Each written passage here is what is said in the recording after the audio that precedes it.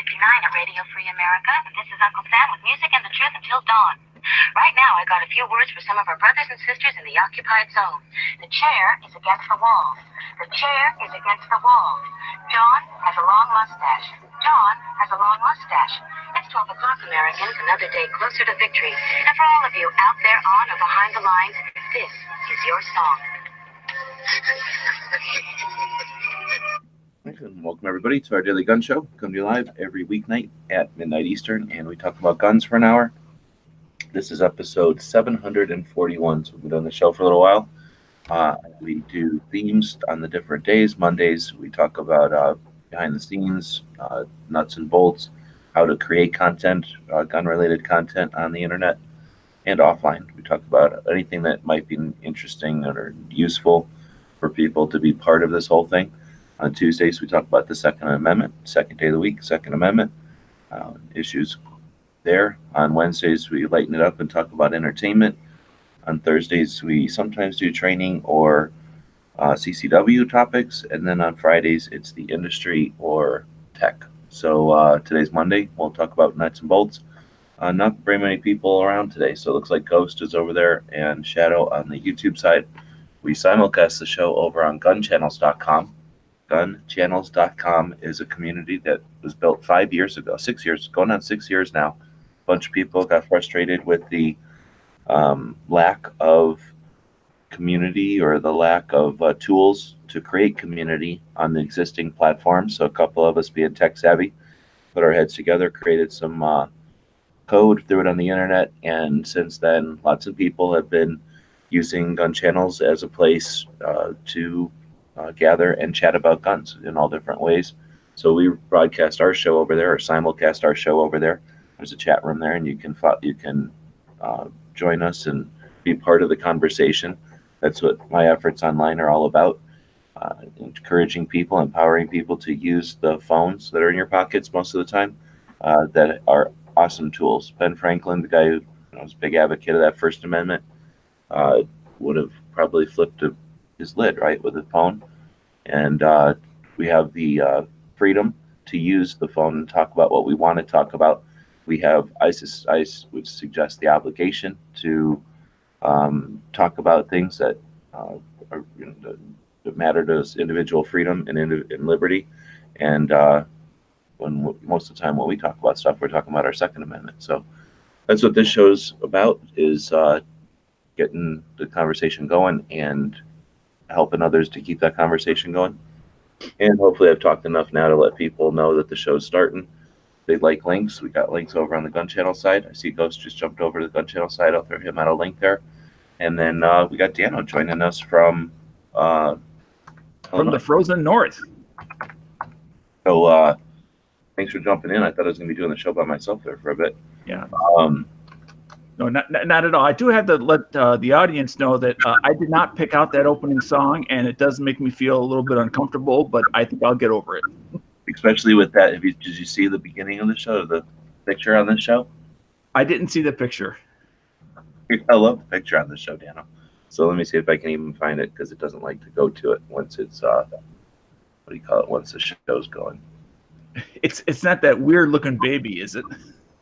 Oh, no, it's even better. It's this giant wide tie. I don't know if it's showing up on my thing. Oh. This guy's giant wide tie. Yeah, that's not even 1970s. That's 1960s tie. Yeah. And then some. And you asked me how I know? I was there. Oh, yeah. I never owned a pair. I was little. I remember. I never owned a pair of pants, but my grandparents and my parents, my dad, I guess, my grandpa's definitely had pants like this. So you were more of a dress guy? No, but I didn't have to. Well, you said you never owned a pair of pants. No, I meant like these polyester. These are them stretchy polyester pants. I never had to own one of them. I was like in 7th grade, and my mother insisted on buying me something nice for the school dance, and I had a pair of brown polyester pants and some sort of ungodly leopard plaited silky shirt, open collar. I'd like to see you in a leisure suit, man. I'd really love to see the picture of that. And yes, I had the dark brown jacket to go with it, so I officially had a leisure suit. Nice. So I don't know. I was just digging through my weird pictures and found that one. So yeah, so that's, I think, an appropriate intro music. And when I just start the show out. So anyhow, this is episode number 741. Oh, look, there's a Z out there. Another host of the show. And then we got Ghost just jumped in from Arkansas. Thanks for jumping in. Hey, thanks for having me. Appreciate it. Sounds like at least you didn't post anything. Your trip home from the Big Shot Show went uneventfully. Going home was just fine. Yes, it was very uneventful.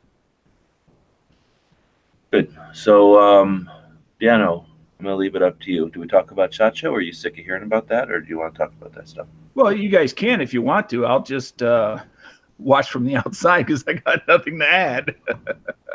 I mean, that's fine with me if you guys want to talk about that. I got no interest in one way or the other, really, because we got it as memories now. I mean, obviously, when we're there, there's reason to chat about it since, we've got the ability to go back and address something or whatever. But now that it's over, we can talk about it all you want, or if people are sick of it, we can move on. Normally on Mondays, we talk about behind the scenes and how you do stuff like this. So maybe there's something we can hit there. And again, this is supposed to be an effort and inner communication or inner activity. So if you're out there and you're watching the show, then be part of the show. What do you think, Ghost? Which way do you want to go with it? You sick of talking about SHOT, or you got stuff to talk about? I mean, I'm not sick of talking about SHOT. I mean, I'm still kind of on a high from last week. It was a really good show, but I mean, it's your show. We can talk about whatever. So I could take it or leave it, honestly. All right, well, so then you got a bunch of people that are well into or not. Again, we've been living it for a week, so might be a break to get away from it. On the other hand, we're just out of it, so it's all fresh in our minds. So again, we'll leave it up to the audience. I see Z's out there. He said, Dana, what's the plan for the new shitty Illinois laws? I still haven't recovered from the car wreck of just reading about it, let alone plan it out. So this happened last week, right? Yes, it was like Thursday evening that they filed at least two that I know of laws. One would require that every firearm owner, let alone somebody who carries, which is a whole nother thing, submit all your social media accounts to the state. And based on that, and by the way, that's to the state police. And then after review of your social media, they would then decide whether you were considered trustworthy or not. Yeah, well, that makes sense, because here's the thing. A lot of times when you're crazy, you planned it out and you made a lot of indications by putting it on social media. Everybody knows that. So, yeah, it makes a lot of sense that we're going to have the state police who go to school for a while and then have to be trained and paid to sit around looking at our social media accounts endlessly. Because I would imagine the amount of gun owners to police is probably, I don't know, 100 to 1. Can you imagine being the guy assigned to review all the Google Hangouts? But see, here's my thing, though, is I think they're looking at social media anyway, so now they're just having a legitimate reason to look at social media. No, this is a weird... I don't agree. I mean, there's just no way. I mean, not even counting me or Ghost, right? Or Dano. Dano's not even... It's not your livelihood. It's not your, number one passion. You don't devote most of your resources to being online, but you're online probably 90% more than most people, right? So just going through your stuff, good luck. They would take in a department of government to go through how much stuff I put online. And about the stuff I'm about to put online or have staged to go online, it's just not possible to keep. I can't keep track of all the stuff I put online, and I put it online. So I guess if that's some kind of cool theory, I guess it's like saying, oh, we're just going to go through his books. Yeah, right. You can have one person pour through some numbers and pieces of paper. That doesn't mean they're going to understand everything that's going on. So I don't know what they're thinking. Somehow there's going to be some indication online of all the weird stuff people say online with the anonymity or whatever, and anonymity. And also what's not, and of course it's never clearly defined as, and where does, as an example, business communications come into play? Because they are social, they involve other people, and there is personal information, because it's very common, when you're talking to people, whether it's just at the water cooler or just through electronic messages from office A to office B with somebody that you know, just to have casual conversations, that, you know, via a business tool to talk about things you may possibly have in common. So it's like, well, where is the line? And it's not clear at all where it is.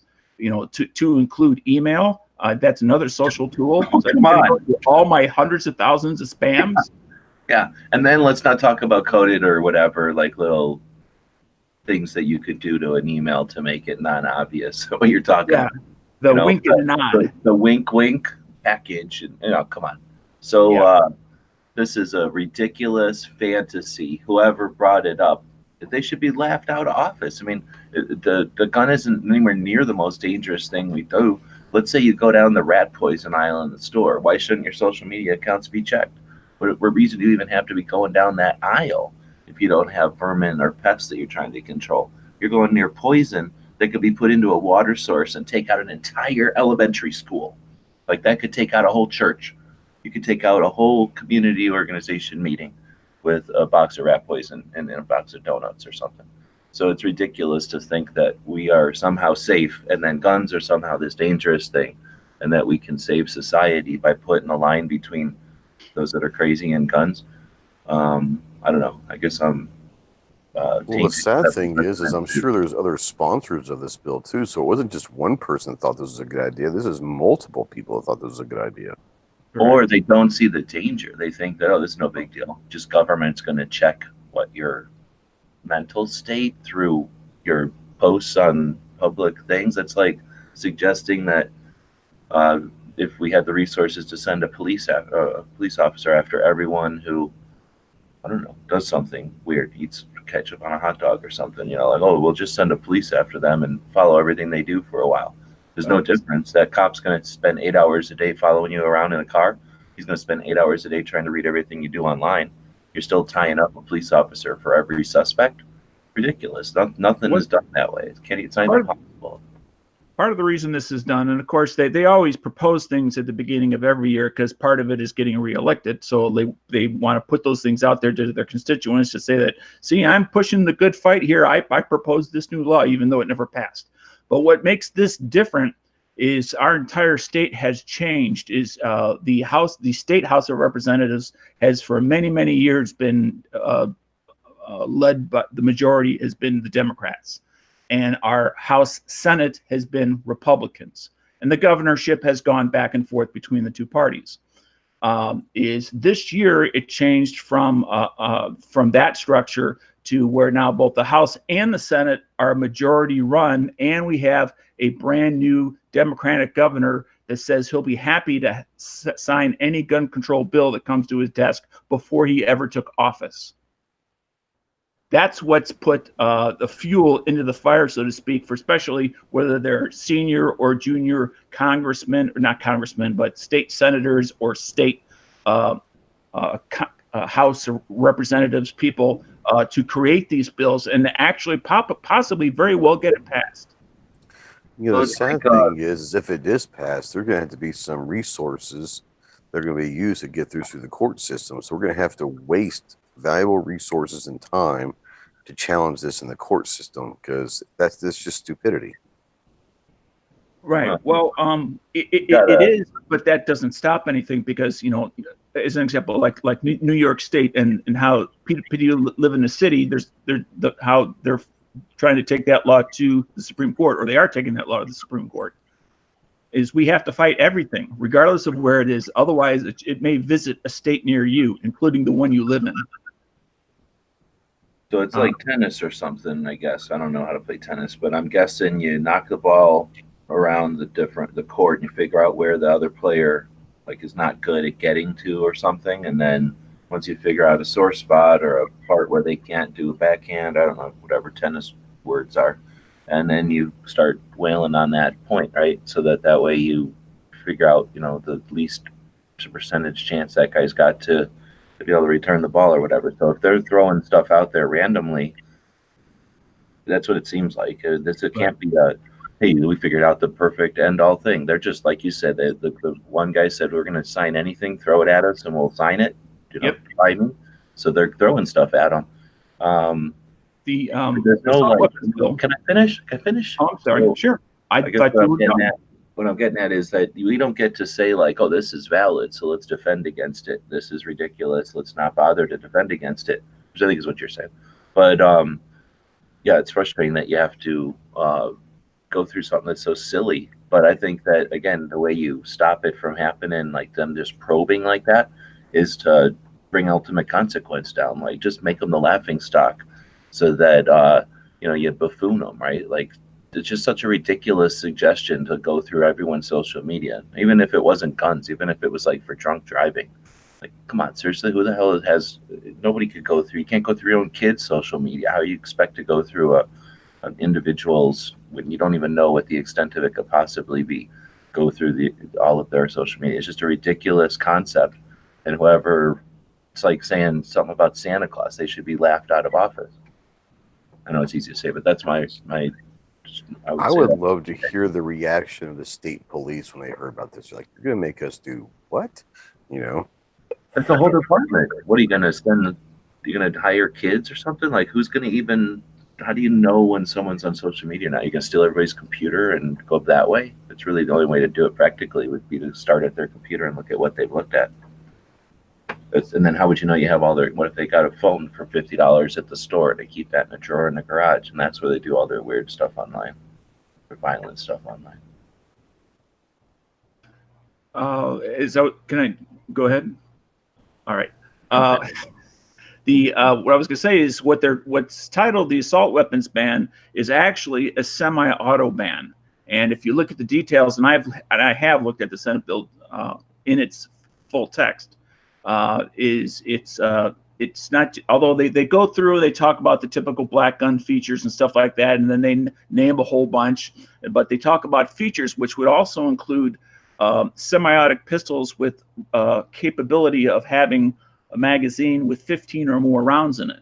Capable of having, meaning even if you download it or use a 10-round magazine, that would not be good enough. The fact that it's capable of holding 15 rounds or more makes it an assault weapon, even though it's a pistol. So this is far more than just an assault weapon black gun ban. This is a semi-auto ban for all practical purposes with anything of 15 rounds or more capable.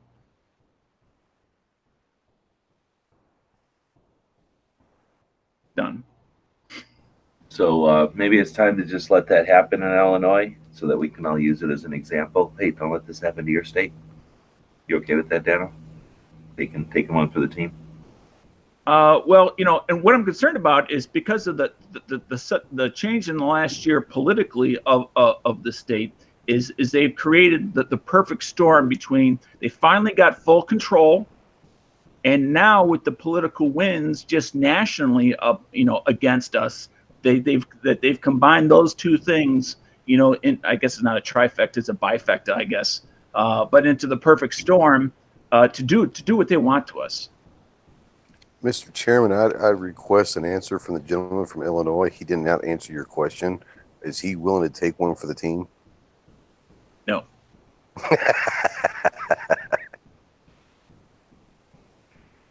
Is there any rallies happening? You got iGold coming up for too long, or will these things happen before then? Could you say that again? You got the Illinois Gun Owners Day or something where you guys get to talk to your representatives about specifically gun-related issues, like they take time off and listen to you or something, right? Yes, that's it's either the end of March or the beginning of April. It's Illinois Gun Owners Day by the Illinois State Rifle Association. March 27, according to our calendar. Yes. So are these laws happening before then? Well, since it was introduced just last, Thursday at the end of the session, we don't know because it has to go to committee first, or it has to be assigned to go to the committee. So we have to wait for a little time to go by in order to address it. But if it's all Democrats, aren't they going to push this through pretty quickly, you think? I don't know. I mean, that potential exists. For all of a sudden a Friday night, just before everybody goes home, oh, there's one more thing. And all of a sudden, the House brings up for a vote and 10 minutes later it's over in the Senate for a vote. and Monday morning it's sitting on the desk for the governor. I mean, that possibility exists. Because when one party controls it all, truly controls it all, and I'm not trying to get political here on the other side, but not like the Republicans had control for the last 2 years in Washington and did very little. I'm referring to actually using the power that they have. They have that potential.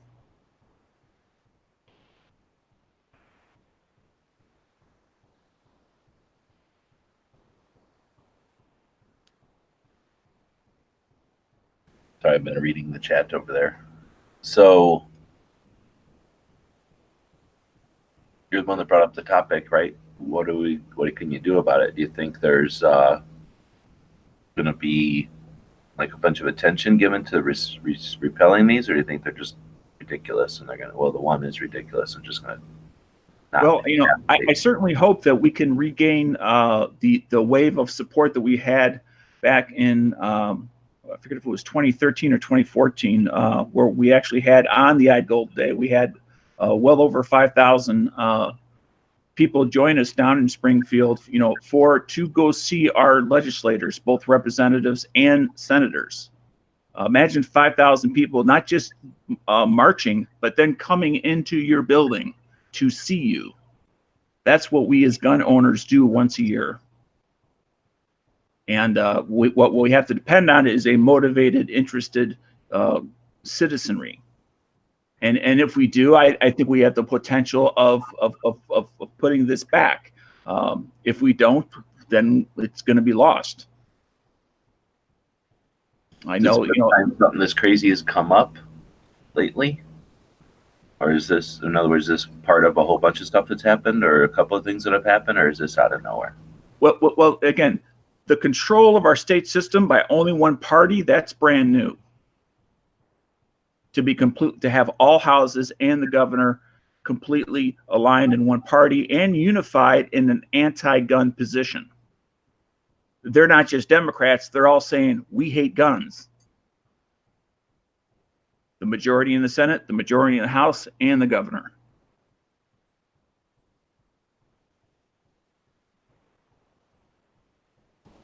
Well, that brought the room down. So Angelina jumped in from California. Thanks for joining. Hello from California. I don't know, Daniel. So, do you got anything else to talk about with that one? I don't know. Well, I do have one little side note is that for those that currently own, they're saying that, you know, with a per year fee, they will allow you to register your firearms. But if you don't currently own it, you'll never own one. So they're trying to use that as the lubrication to make it happen. That will say, well, it's only $30 for whatever it actually ends up being, you know, per firearm. If I register, I can just write a check, and as long as I got what I got, I don't need to worry about anybody else. Maybe they're dependent on people like that. I don't trust them as far as I can throw them. I don't suspect that when they write laws on the anti-freedom side that they expect them to fit together like Legos in some big mosaic. I think they just throw stuff out there, and they know that anything they do is going to break glass, and that's all they care about. Mm-hmm. Dano, it might be too soon to ask this, but with all the backlash that's happened in the last couple of years at Springfield and Rock River, have there been any kind of press releases from Springfield Armory or Rock River? Well, it's kind of funny that you mentioned that, because it was the first week that our new governor actually was sworn into office. He signed the bill that Rock River was in support of, which was licensing Illinois gun stores. So thanks to Rock River, that actually has passed, and now with the Democratic governor is now officially law. Thanks, Rock River. Yeah, that's going to have massive implications, right, for small gun shops. Yeah. So you'll be one of those states without a lot of gun shops, I guess. Yeah, I mean, that potential exists. I mean, it's going to be hard to say. Some will make it, some won't. But there'll definitely be less. and things will cost more as a result of it, because there's all sorts of, in addition to buying things and doing things that the gun stores have to do, like have continuing education for their employees and their managers, additional security that's required, the ability of the state police to come in at any time during the year and demand an automatic inspection of all your records. Well, you can't do business while they're in there doing that. That means you're done for the day. Probably a couple days. Yeah. So, they not only have the federal regulations, which have always existed, they now have these duplicate regulations and the registration that goes with it. So, thanks again, Springfield. Yeah, so I'm going to change direction because that's super downer and it's Monday. So, since it's behind the scenes or how we do stuff day, let's talk about how our equipment worked up there. So, did your equipment work the way you planned, Ghost?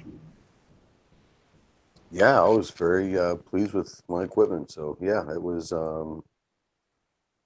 Yeah, I utilized phones, and then I had a DSLR that I utilized as well. And yeah, I couldn't have been happier.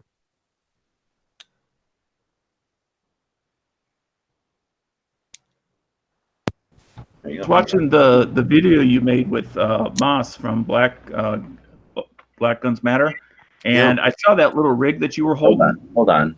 Racist. Masada Yub is Masada Yub. Maj, M-A-J. Maj. Okay, my enunciation may not be quite right, but I don't give a fuck. The guy you were fucking interviewing, you had a rig. What was all in that rig, and how did that work? I just saw like rig. Stuff Yeah, like that rig had my DSLR and a light and an audio recorder. And so one of Maj's buddies was actually walking in front of us, and he was videoing with his camera. So I just used my audio recorder to record the audio so it would be closer. And then we used his video so I wouldn't have to be looking through it, selfieing up a camera. I just held the rig that had the audio recorder on there. He filmed it, and then he sent me the footage, and I spliced the audio with it. So, but yeah, that little thing had a cage, had a DSLR, a light, and an audio recorder. Now, I'm curious, have you tried or considered, and I have no idea what's involved, these gimbal devices? Yeah, Clover's got one. I mean, they're nice, but yeah, it's not something for me. Well, you can get it for like $100. You can get it for like $100 or so, but it's not for me as of right now. They create a steady cam basically, and the way that Ghost has that thing that acts as a steady cam also, because the thing is so big. Yes, correct. It doesn't jump all around, right? Basically, yeah. Except those gimbals are, they keep that steady cam electronically, and basically you're using the human element, but it's the same principle, yes. I was having equipment difficulties at first until Marco taught me about the Wi-Fi, and then everything was good. I have to interrupt this message. He's risen from the dead. Oh shit, Bob! What up, fool? He's pink. Hey, everybody. Hey, Bob. Bob. So, what did I miss? It took me a while I had to switch computers and stuff. Dana, you want to start over? We quit talking about Illinois' laws, and we started talking about the cameras at SHOT Show, how they work for everybody. Oh, okay. Yeah. We were talking about gun rights, but that's not really important. Yeah. It's not an attention grabber, unless all right. They're now set to take all our handguns away. Trudeau is proposing a law and putting it through government that's going to restrict all handguns and assault weapons in Canada. They're going to just take them away from us. No compensation. No nothing. They're illegal now. Give them to us. How are they going to enforce that, Bob? Well, unfortunately, handguns in Canada have been registered for years, and that's just something we've had to accept. They were registering long guns, but then that law got thrown out once we got like regular people in government again for a few years. So I don't know how they're going to enforce the assault rifles, because the only ones that are actually registered are ARs. That always boggled my mind. I mean, they made the only rifle that was registered. They registered a gopher gun rather than like a real gun. You know, anyway. But I mean, like, will the Canadians, like, voluntarily give up their guns because there's a new law, or are they going to fight that?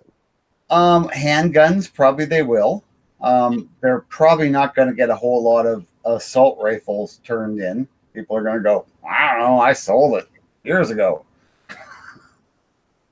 I don't see a whole lot of people turning in their assault guns. But, what are you going to do? Like, I mean, like you guys are going through some kind of gun confiscation in some of your states down there, and it's like, what do you do, right? Like, you're not going to fight it out with the SWAT team. So yeah, you hand your guns over, I guess. But it boggles the mind. Like, how can they just take thousands and thousands of dollars worth of people's property? Like, I can't see it working, but on the other hand, it's like the government we have is crazy, right? There was a shooting in downtown Toronto, Danforth Avenue, right? It's a kind of a upper middle class or kind of middle class, Greek community. Some guy just walked into a restaurant or walked up to the door of a restaurant and unloaded a pistol, which had more than the legal 10 rounds, I might add. And then it turns out his brother had 46 pounds of fentanyl, enough to basically, like, it was enough that it's considered the largest chemical weapons bust, weapon of mass destruction bust in North America ever. And yet, I heard about this thing where the guy, the brother was some kind of weird felon too, right? And then the shooter was like radicalized or something, or the brother was radicalized, or and then it took Canada like 8 months to put out any information about it, and then they're just like, well, whatever. Yeah, and they just didn't do nothing. And this guy, like, it's almost like he was like, why aren't they arresting me? I got to do something even worse, And it's like, just walk up to a restaurant and open fire into a restaurant, like killed a young woman and a 10-year-old girl as well, And did you guys lose rights over that? Like, was that? Oh yeah. Well, that's why they want to outlaw handguns, because it's all. Oh, that's the catalyst for that now.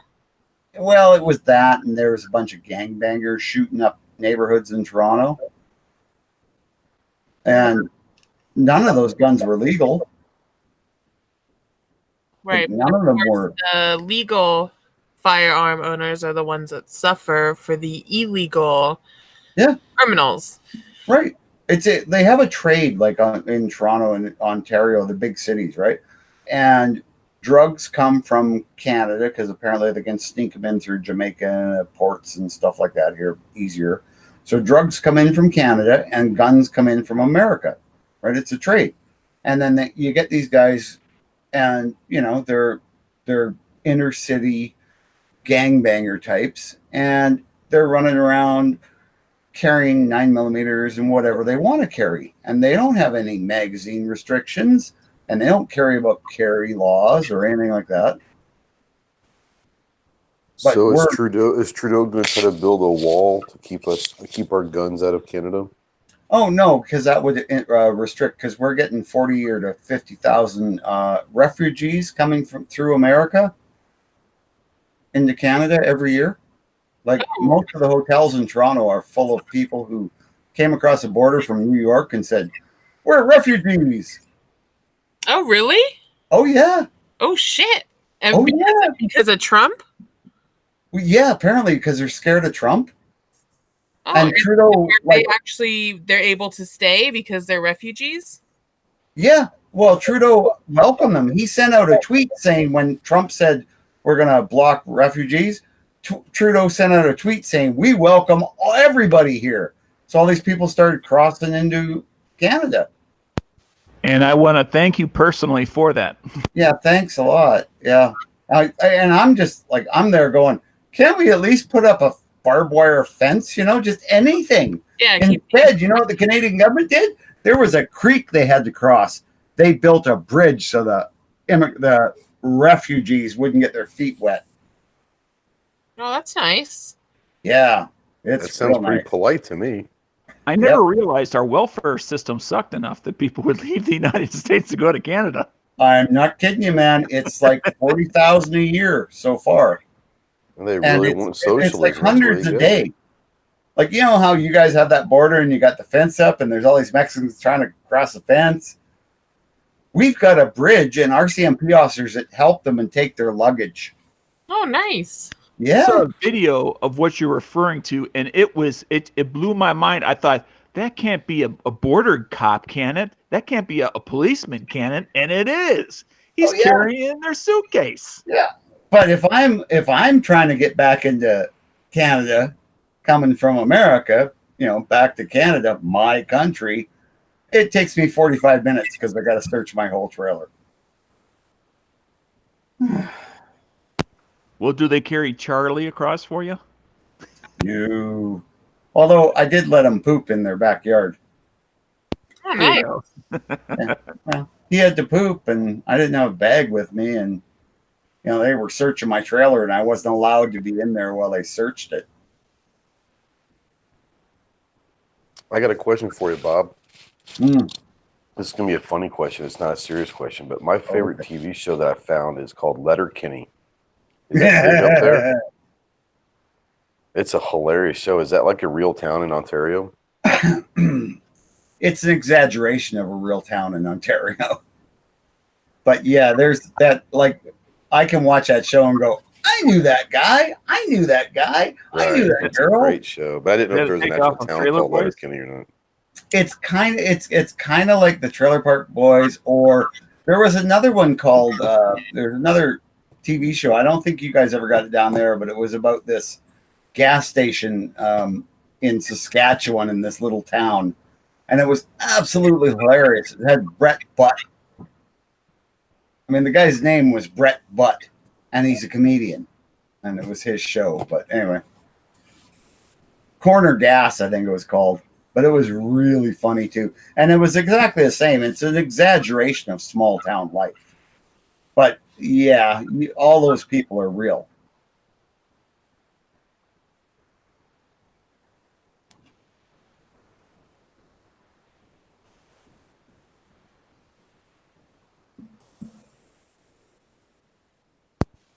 And I'll be taking over as host temporarily while G-Webs gets his act together. So, what's on anybody's agenda for the week, gun-wise? Nothing. I'm just trying to catch up on rest.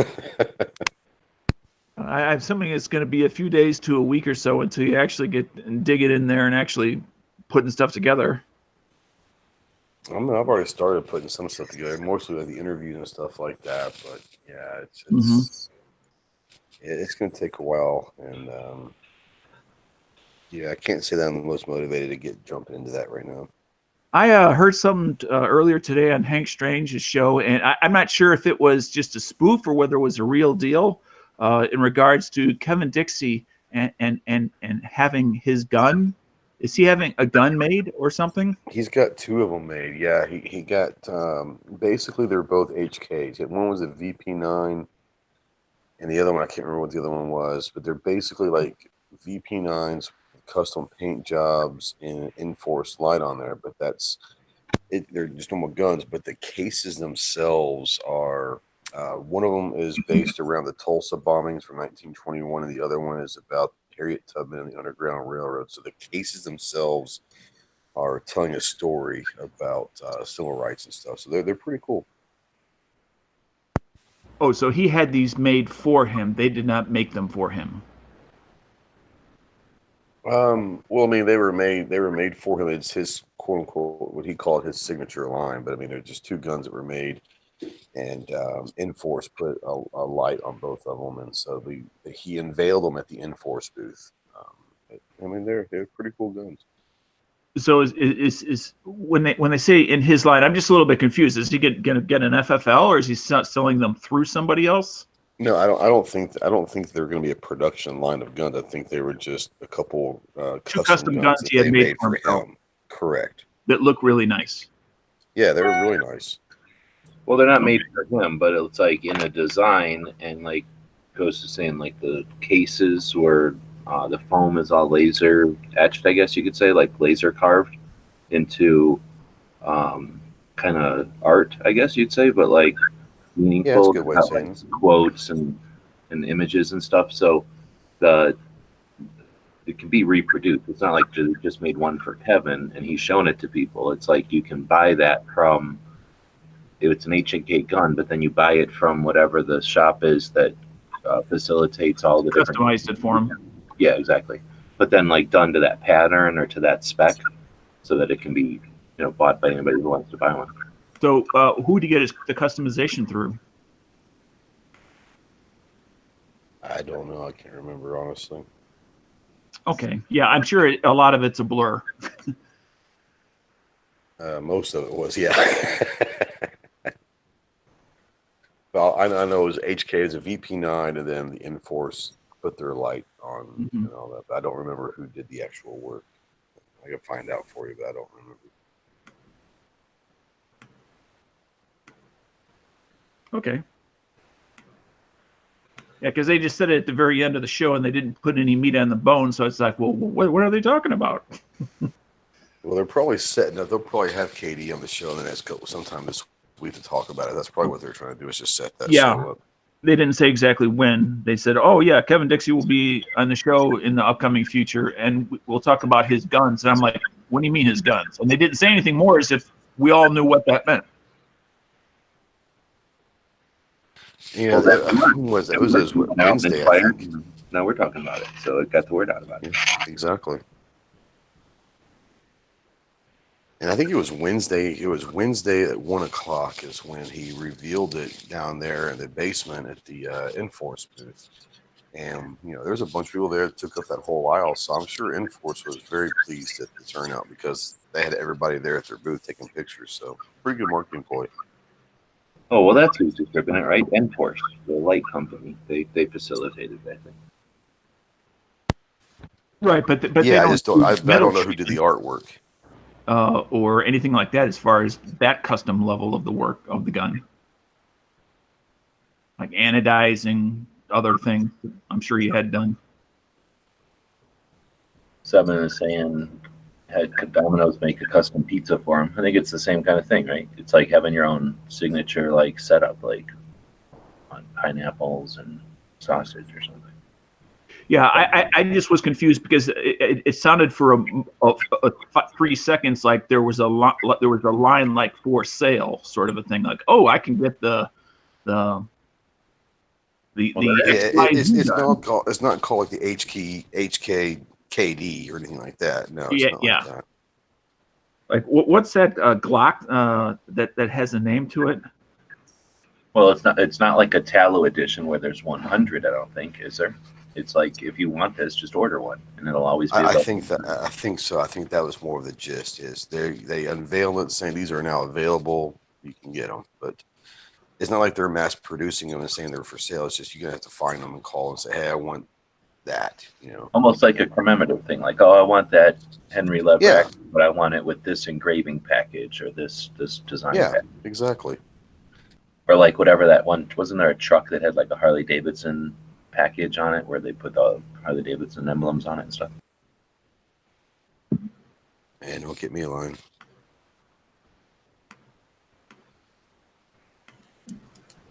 So Juice is saying the most interesting thing I witnessed from YouTuber shot so videos was a digital scope made in Israel for under $1,000. It looked very futuristic, really futuristic.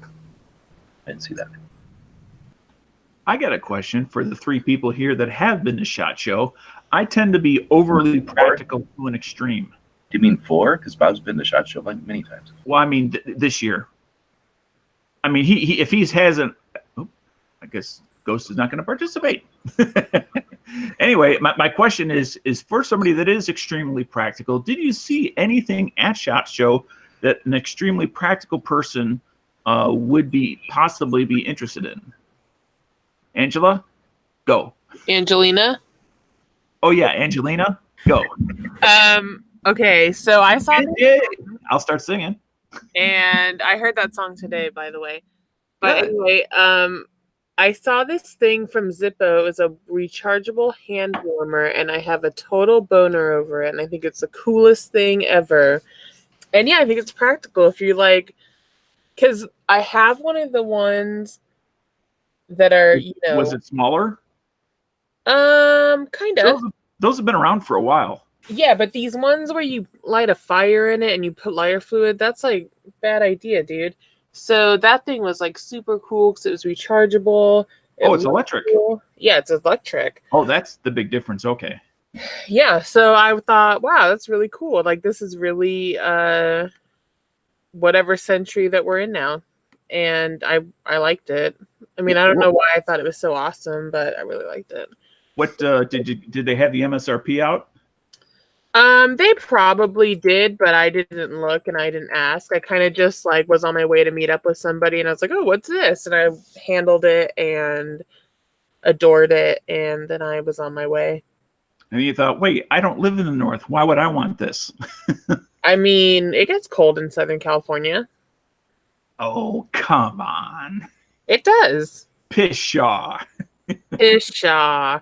No, it gets cold in Southern California, and yeah, I mean, I just thought, because everybody was asking me when I got back, like, oh, guns, guns, guns, and I'm like, dude, there's so much more there than guns, which, I mean, we all like guns, but still, and yeah, that was just one of the things that I thought was freaking awesome. Hell, it was cold in Vegas all week. Yeah, dude, one day it was like I was out at night, and it was probably like 30. It was horrible. What about you? Something practical that we've seen or something that somebody who's practical would appreciate? I'm trying to think. It doesn't have to be that we've seen. I mean, something that went to the show saw this year that was not previously in existence or is now significantly better for a very practical gun guy. Yeah, I'm thinking. I'm not anti-technology or anything like that. I just tend to be very practical. Yeah, I think that Keltec gun. I mean, I don't know if it's the best example of the show, but at least of the stuff I've seen, that would be the closest thing. It's just some weird new platform that kind of looks like PMR. No, wait, what was that thing called? The PMR 30. No, is that what it was called? Anyway, that 30 round 22 mag. One I sold to Smeggy. You know the gun I'm talking about? I think it's a PMR 30. Oh, but that's been around, I thought, for a while. No, I'm saying, but imagine that gun. They redesigned it in a way, and I think it shoots just 22 long rifle now, and it's got a quad stack mag, so 30 or 50 round magazine that quad stack, so it's about the same as a PMR 30 to hold, but it holds a lot more ammo. And then something about like the slide doesn't reciprocate, so it's like one of them Brownings maybe, so you can mount optics and stuff on it, and it's got like a charging handle more than a slide, so you can mount optics, and then it's got a threaded barrel so you can suppress it right away.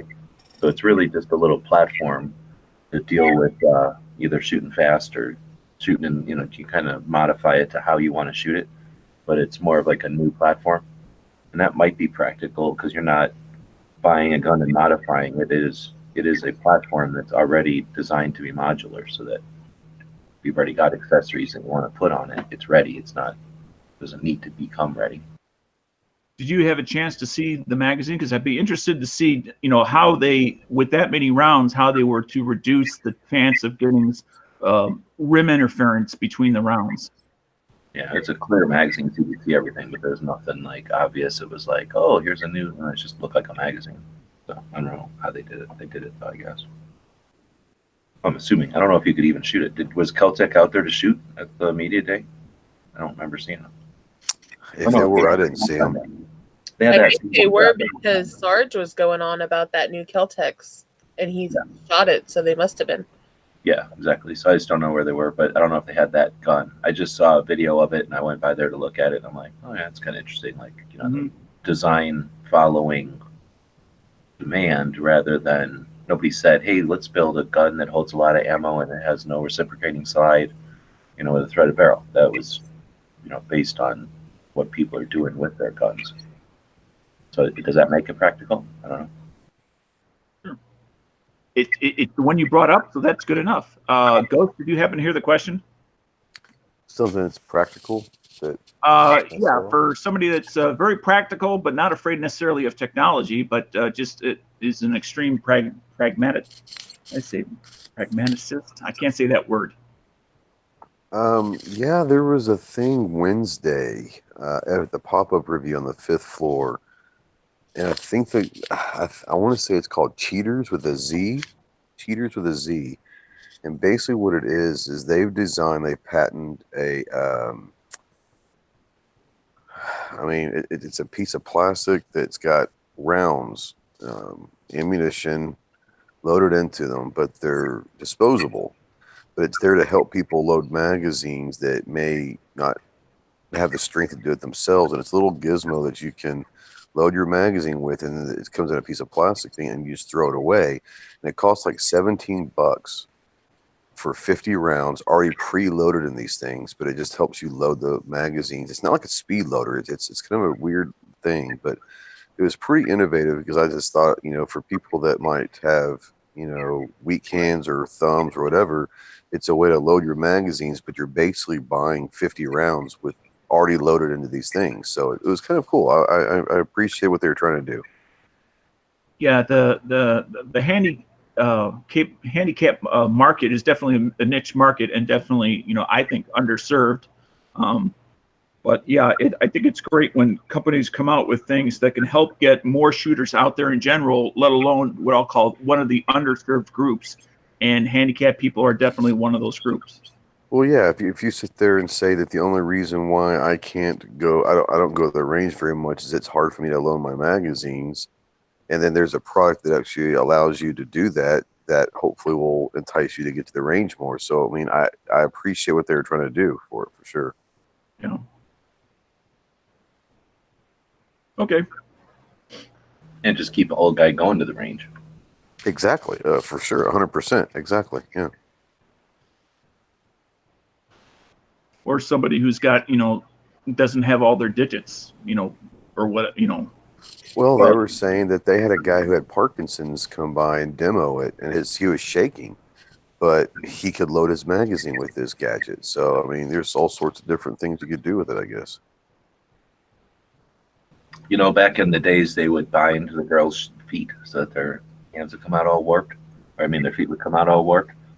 In a way, people are doing that to themselves, shooting 9mm all the time. They're crippling themselves, and then when they get older, they'll need devices like that in order to just load their magazines. You know, at least they were at least fond, and they were, you know, respectful and loyal to the master caliber. So, wrist binding. I don't know. But here's Kevin. Sorry. Where did this conversation suddenly spin off to? It happens. This happens.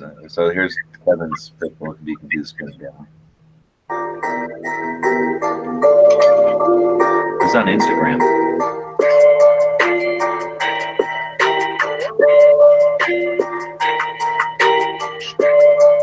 So you can see the paint job there. Can you see that the case, the foam in the case has been like carved with a laser or something, so that it's got like it's almost like a sculpture. And I think it comes with that optic right away.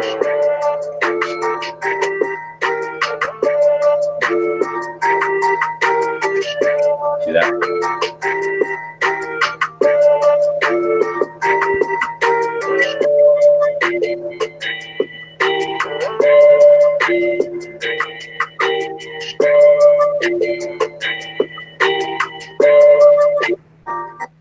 That looks like it's outside.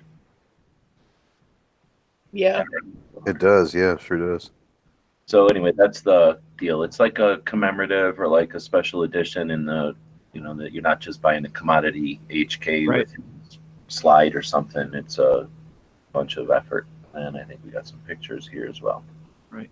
So there's the big model and little model, and then they've done the foam like this so that, I don't know, his presentation was so that, like, to talk about the significance of each of the elements, right? Like, this is here, when you pull this out, this reiterates this or whatever. And I didn't see the whole thing, so.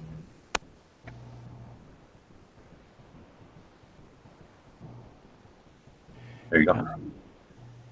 Doesn't that HK have, is that the one that has the in the trigger guard? It has the I'm going to call them a paddle mag release as part of the trigger guard. Yes, affirmative. Have you guys ever shot one of the H&Ks or anything else that has that type of mag release? And if so, I've shot that actual VP9 before. Yeah, I don't like it. I'm not a big fan. I love the way the gun feels, but that particular element, I'm not a big fan of. When you're holding it and you jam your mag in there, it wiggles that thing. So if your hand's naked, you could pinch yourself, and then it's just goofy to have to remember that your fingers need to come up and do something. Well, it's definitely a different manual of arms that you'd have to train around. I get that. For me, it's not very good because I have small hands, so I literally have to change the grip on the gun to do that. So it's Okay, I don't like sense. it. You know what I'm saying? I don't like having to change my grip. And that's a good example of why, let's say that we all love some gun, or somebody else out there was listening to somebody else talk, and they had a panel of 10 people and they all said, yeah, XYZ is the greatest gun. Why you need to go put your hands on it rather than just buy it off the internet and then get it delivered and find out, gee, my hand's too big for it, or it's too small for my hand, or vice versa. Yeah, I definitely think that, someone like G has got bigger hands. It'd be easier for him to manipulate than it would be for me. Like I said, any gun that I have to manipulate my grip to get the magazine out of, that bothers me, No, it's not even easier. This is different. So, having to reach back and fiddle with your fingers is just a weird thing that I don't want to have to deal with. Plus, a lot of times I train like real life. So if I'm putting a gun on somebody, striking them, I don't want to have to disengage my magazine. I get like the trigger guard jammed up in their tooth or whatever. What? What the hell are you talking about? He's saying he's using close quarter somebody's face with your polymer gun. Then yeah, I don't want their tooth jamming on my trigger guard and dislodging my mag. That's right. Yeah, he's going old school and going close quarter tactics, where he's using his weapon as an actual like hammer. Well, that's with a polymer gun. That's why you smack them with the top of the slide, not the bottom of the plastic frame. You walk in with like one of them rubber dummy things to the gun shop, and you lay on the ground. And you're like, "I see this gun," and then you start smashing the face of the rubber dummy with the gun. I'm like, okay, I guess this will work for me. You hit somebody in the head with any polymer gun, that steel slide is going to put a wallop in it. Pants says it very good here on the gun channel side, which is one of the better ways to watch the show, experience the show, full surround. Says our forefathers fought and died so that we would not have to deal with European mag releases. Hashtag truth. Yep. Yeah, that hit home really.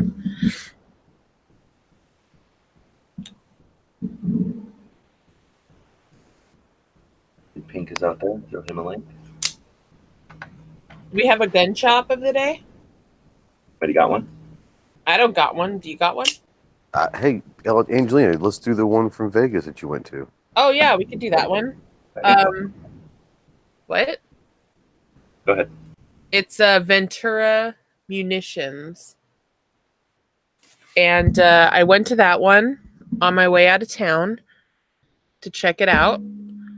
And dude, so an out-of-state gun shop is always practically a religious experience for me because it's so crazy how many nice things are in there. And like the ammo, there's so much of it and so many varieties. It's like, holy shit, dude. And then the guns, like, they're not neutered. they're not neutered in any way, but all the like pistols that aren't on roster, I could actually see them in front of me because you can sell them in that state. So yeah, I really like that. And then like, I got to see like the Magpul drums and like those Korean Glock drums and stuff like that. And we don't have those here. And yeah, it was probably spent like an hour in the shop just like browsing and looking at everything. And then yeah, I really enjoyed it. And they have an Instagram, and I think they have a website.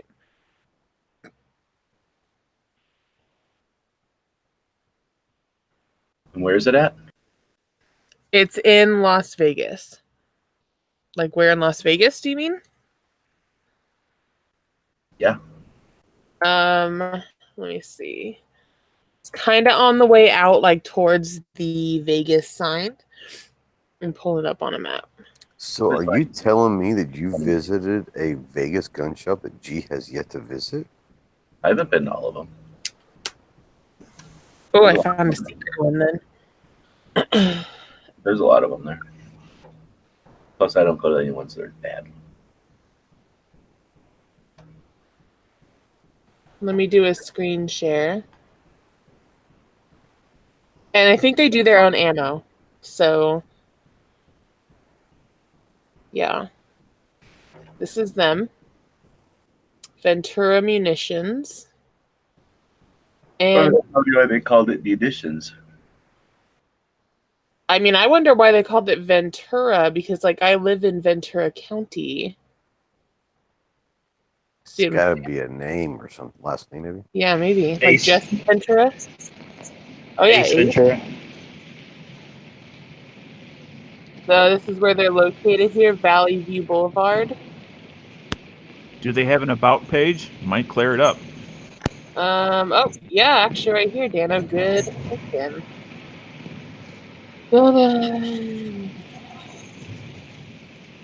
Founded in 2010. It doesn't really say why they're Ventura, but I mean, whatever. We like them. I would definitely suggest going there if you're in the Las Vegas area. It was recommended to me by a friend who lives in Las Vegas. His name is 323 Shooter on the Instagrams. But yeah, I like it. Would go again. 10 out of 10. All right, so I looked it up on a map, and yeah, it's really close to the Strip. It's just on the other side of the highway going west, but really close to the downtown area of it.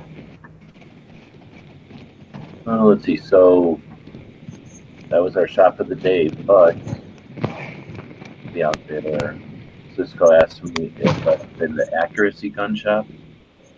I'm looking, and Lock and Load Gun Store. I'm also looking. Let's see. So if I've been to Lock and Load,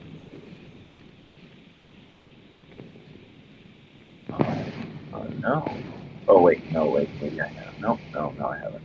And then Accuracy. No, but I should have, because that one looks like it's right near the Arizona side of town, so we could get over to that one. But no, thanks for the heads up on those. I'm assuming they're good ones if you're asking about them. But plenty of shops to check out in Vegas, and look forward to coming back again to do that.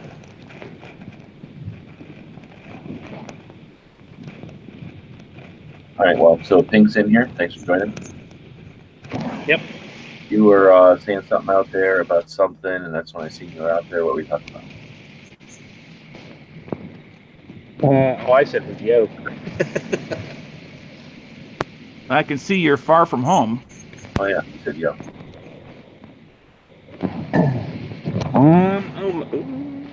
Don't. Yeah, I'm almost home. Are you driving back still from the airport? I'm driving back from the airport right now. Yeah. Oh, snap. So Pink is definitely the last one to still be traveling, it seems like. Oh, Well, no. did Mark ever make it home? And I boarded a flight for Miami.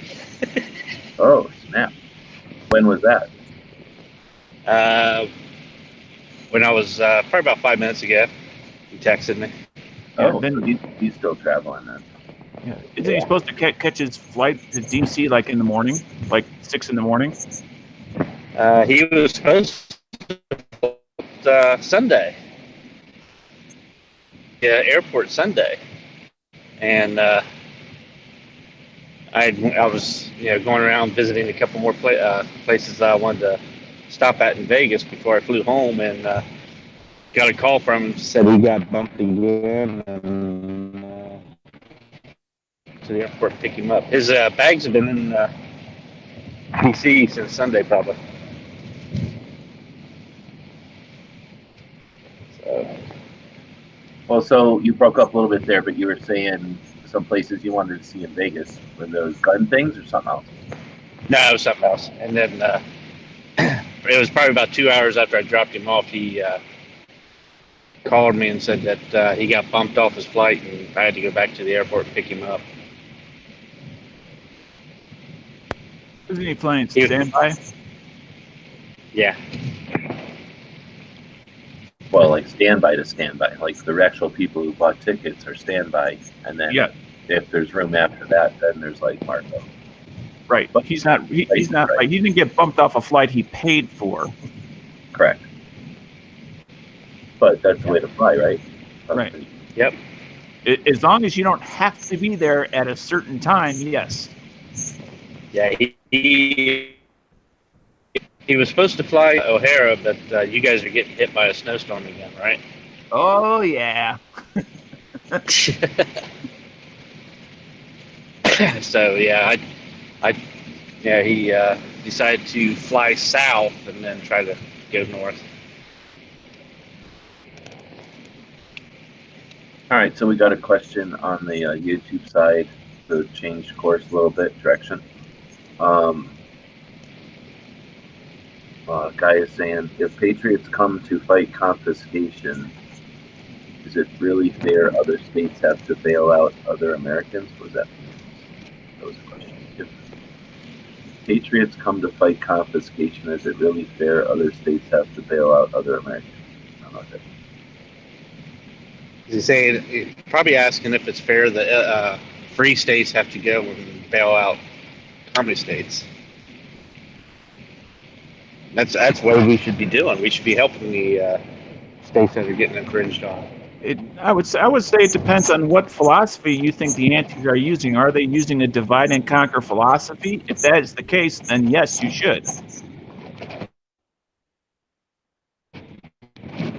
Well, if the antis get a hold in one state, it won't be long until they start jumping to the neighboring states. So if you don't want to come to your state, start jumping to your neighboring states and helping them out. Yeah. It used to just be California, and then now you got Oregon and Washington, and then it used to just be New York, but now you got a whole bunch of other Northeast states, Massachusetts, etc., that are all anti-gun. So I think their philosophy has always been divide and conquer and death by 1,000 paper cuts. And that's why, I not only fight for my own state, I also fight for other states. I don't know. Is it fair to assume that the world is perfect and anything that bothers it is unfair? Like, we live in a pretty good time. The world is not a fair place. I mean, I don't know what he means by fair. That's what I guess I'm getting at. Yeah, and Pant kind of made a joke about it before, but it's true that our forefathers fought and died so that we have what we have today. We live in a pretty good place, and these are fairly insignificant trifles, in the overall scheme of things. It's not fascism. It's not communists slaughtering millions, right? We're talking about but it is borderline socialism. Yeah, pointed that way, but it's nowhere near like aggressive at this point. And we live in, and I think I was also saying that we're in a system that isn't violent. We have the ability to overthrow a regime with ballots, So overall, it might not be fair, but I think it's certainly the best way to deal with, whatever different points of view on stuff politically. And I don't know if it's even correct to think that we should have no fight or no. Do we? Where we would suggest? Where is it written that we shouldn't have people? What am I trying to say? That we shouldn't have challenges to our positions. Where is it in the Constitution that says whoever's right shouldn't be challenged? And that's sort of how you know you're right, is when you can take challenges on and have a valid position that stands against challenges. So I think portion of that means that there's going to be challenge, and in a system that has 50 individual states doing their things, then I don't think it's the correct position to take that if I stand over here, I don't have to worry about 49 other positions. You're supposed to stand there and be aware of the 49 other positions, and to some extent you have a right and maybe even an obligation or a responsibility to be involved in some of those. I mean, if at least your border state you should have some say in. If your border state's about to go crazy, don't you have some state in it or some say in it? So what would it matter, border or 2 states over?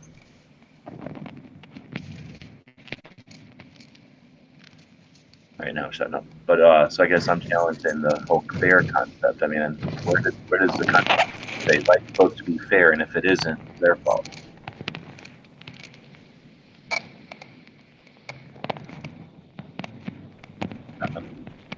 I just feel that if we don't help Our brothers in other states that are getting counted on, then why should you expect them to help us out when we need their help? Good point too. And we all have the same motivation on the federal level, because that's what binds us. And we can't live with the reality that we don't have. We have to live with the reality that we do have. This is not 1776 anymore, and there's nothing I can do about the failure of previous generations that put us in this situation. But it's up to us to either make it better or improve it, or to let it slide, continue into potentially a more socialist state.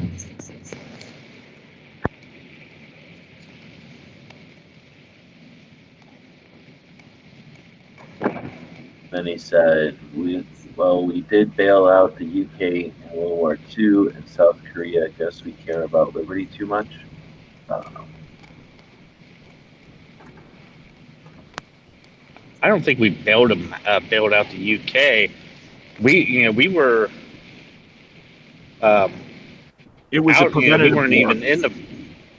Yeah, we weren't even in the fight until we got attacked ourselves. And we actually were in the fight because we were losing cargo ships with U.S. citizens on it regularly off the East Coast. We're talking about World War II, I guess? Yes. And at some point, your foot might have the cancer, but the rest of your body cares. I mean, you don't just sacrifice. So we were already bleeding.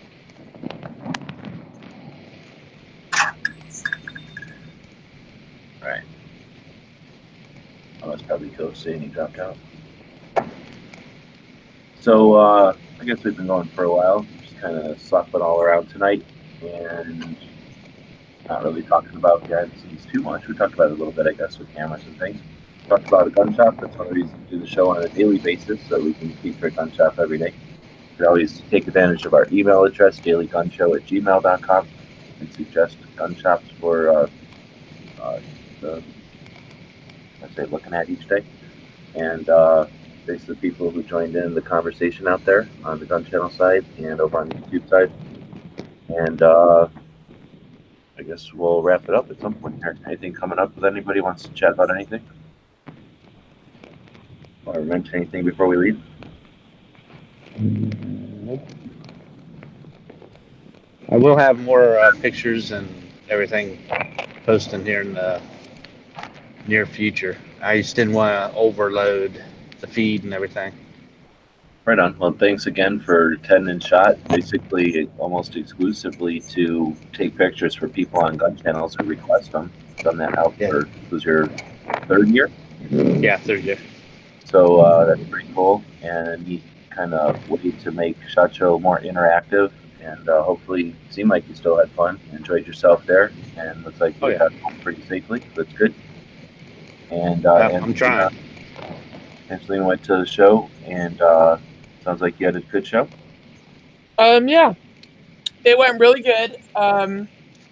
It's totally paid off so far, and yeah, can't wait to do it again next year. Well, you fired from this show, so I guess we'll have to figure out other arrangements, but that's something we should probably talk about privately. Dano, also fired from this show. Thanks for joining us. You're welcome. Glad to be here. Glad I could make it and piss everybody off. That's my goal for 2019. No, but thanks for jumping in, because otherwise it was going to be about a 5-minute show. I don't like doing the show myself, and Dano jumped in right before it went live to make the show exist. So thanks for that, and thanks for being a host. It was just the two of us. Yep. We can make it if we try. You can decide which one of us is which on the intro picture there. And then Bob jumped in and chatted for a bit. It was cool to see Bob again. So he's still kicking. And I guess we'll be back tomorrow with similar time at a similar format where we talk about guns for about an hour, and we feature gun shops and other cool adventures out there. Yeah, see, Ashley is out there, so I'm going to narrow the cast to Ashley and the gun streamer people. I sent out an email with the project I'm working on. We would feedback on that sooner than later, because I'm going to try to go forward with that and try something new. I like trying new things, and try to get a little participation going with the audiences out there again. So with that, I guess we will see everybody tomorrow.